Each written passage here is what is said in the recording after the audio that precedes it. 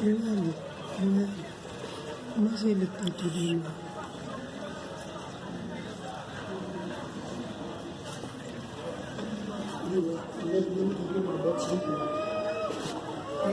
Le téléphone.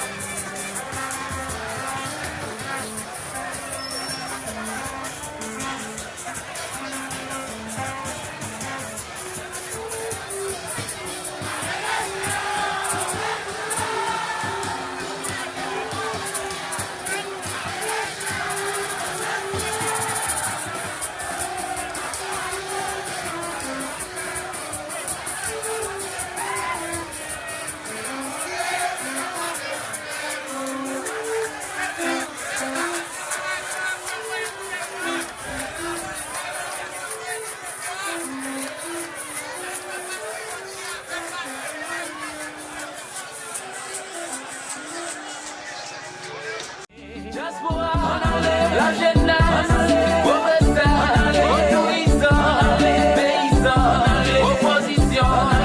On nous chantait ensemble, ça nous voulait pour pays d'avancer. L'insécurité, oui, nous bouquets, nous qui doit pour nous revendiquer. Manifester dans le pays, à nous besoin de la santé. Nous besoin de route, d'électricité. Nous demandons.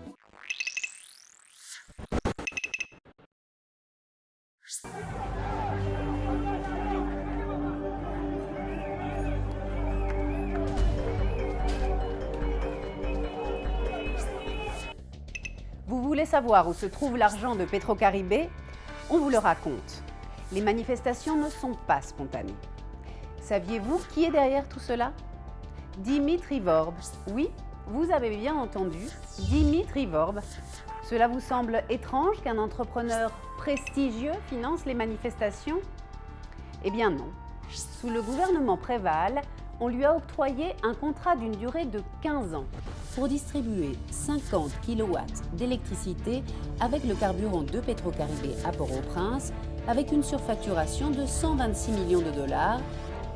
Il gagne 12 millions de dollars par mois, mais l'électricité n'arrive que par moment dans certains quartiers de la ville. Une enquête de 2015 a prouvé la corruption de l'entrepreneur privé Dimitri Vorb. L'État haïtien lui met la pression pour mettre fin au contrat et Dimitri est devenu complètement fou. Il ne veut pas perdre la vache qui lui donne du lait et désormais il finance les manifestations pour un montant d'1 million de dollars. C'est-à-dire, sur les 12 millions de dollars investis, il investit 1 million de dollars dans les manifestations. Faites vos comptes. Dimitri n'est pas seul. Il est soutenu par le sénateur Youri la Tortue, de douteuse réputation.